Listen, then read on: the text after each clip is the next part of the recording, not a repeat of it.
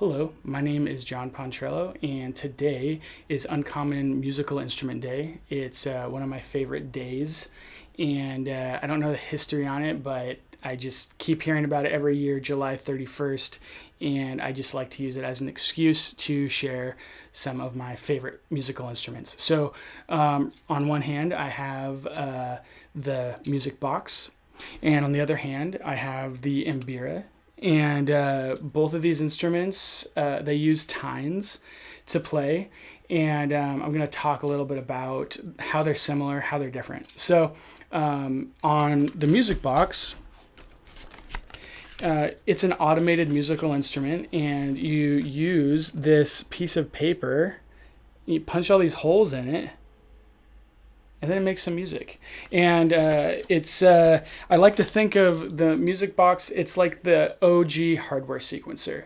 So nowadays people use different types of technology, hardware sequencers.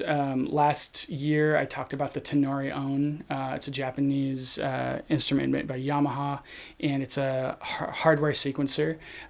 There's also a lot of software sequencers people using MIDI on computers, and anybody who has a phone or even a web browser can automate music. It's a great way to learn how music works and be creative, write your own music. You don't actually have to know a ton to start writing your own music. I've actually made a bunch of tutorials on this thing called Chrome Music Lab that basically teach you how and where to put the dots to make music. So if you're interested in checking that out, I'll put a link, and you can learn more about that. So the music box is, it's automated and similar to like the player piano.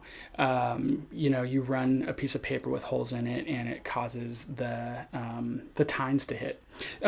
Okay, so different than that is the Mbira. And this instrument's from Zimbabwe, and it's got a totally different form. The traditional music played on the Mbira's got a totally different like rhythmic and harmonic form than Western music. And I've been taking some lessons recently, reading a lot about it and listening to Mbira music, and it's really cool to just kind of have a different perspective on how music works. There's some similarities. I feel like there's some, universal things about, physics that govern music that make it similar, but at the same time, it's a totally different way of doing it. So instead of having a mechanical instrument hit the tines, it's actually your fingers that are hitting the tines. So I'm going to show you a song, traditional song. It's called Kuriga Mombe, and it means bringing the bull down by the horns.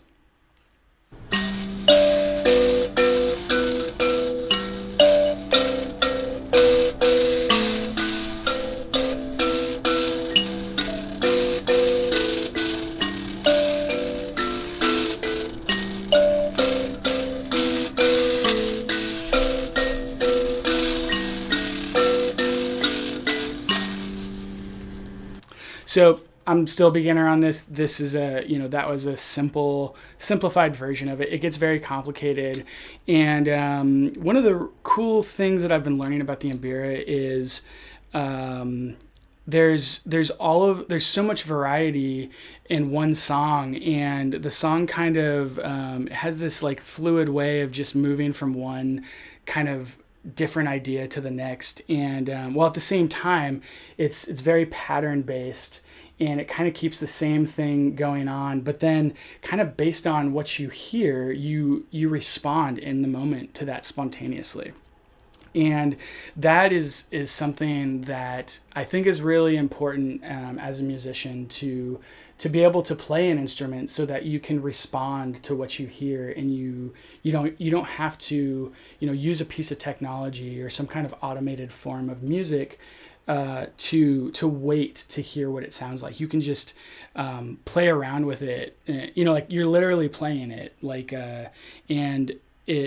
and when I say play, I mean like a toy. You're exploring, and so you're able to, the way that the music comes to you and the way you feel kind of creates this feedback loop. And that's, I think, a really important part of the creative process.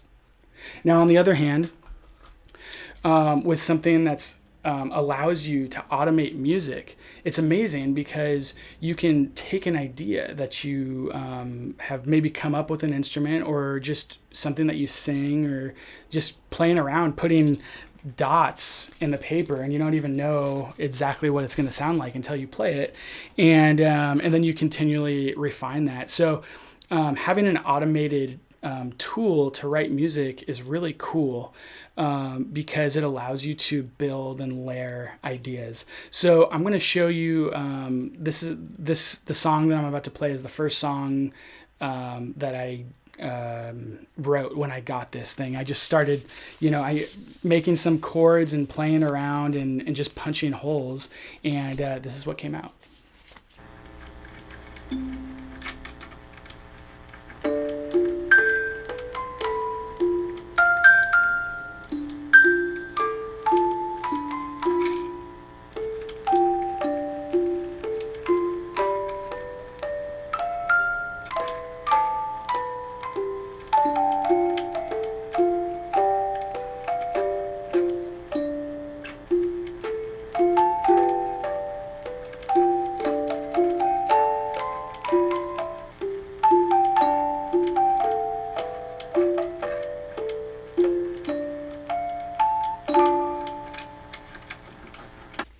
So one of the cool things about using a music box or any way of writing music is, they all kind of sequencers have the same things in common, and that is basically if you're going up and down, that's what creates the tone to go up and down. And then if you're going left to right, you're going through time. Okay, so you can get this paper, you can get a music box, you can write music.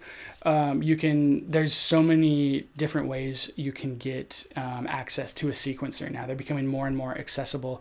And actually one of them that I have been using and exploring a lot is a free web browser based application called Chrome Music Lab. And the application within Chrome Music Lab is called Songmaker. And it uses the same interface as this.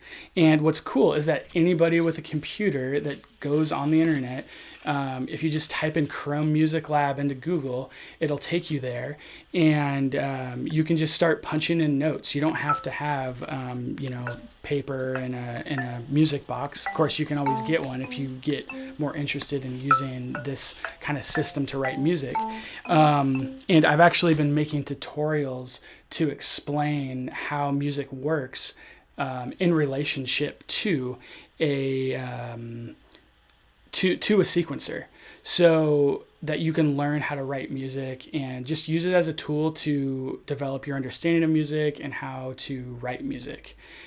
So it's a really cool thing that I'll share a link with you in the below.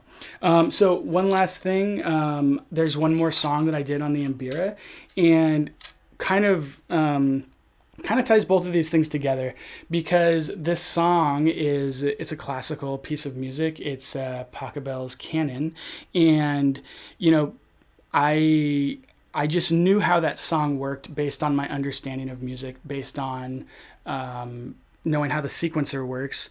And so when I sat down with this, it took me a little while to learn what note, where each note were. But after a while, I was just like, oh, I can play this song that I know how to play on every other instrument that I play. I can play it on here because I have an understanding of how music works and how the Mbira works. So check it out.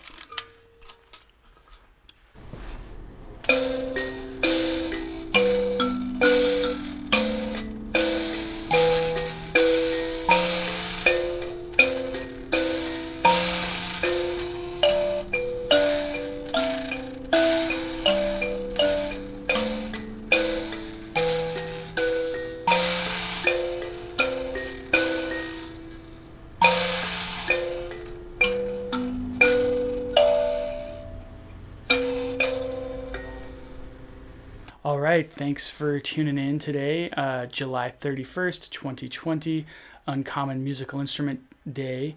I enjoyed sharing some of my knowledge and experience, and I hope that you learned something, and that hopefully it inspired you to want to learn more about music and all the different instruments that are out there. If you have any questions, feel free to reach out to me. I'm on the web at pcmusicinstruction.com. That's Primary Colors Music Instruction. You can just Google that. And there's a lot of information there about the lessons that I teach, as well as some other resources and the Chrome Music Lab tutorial that I made. All right. Have a great day.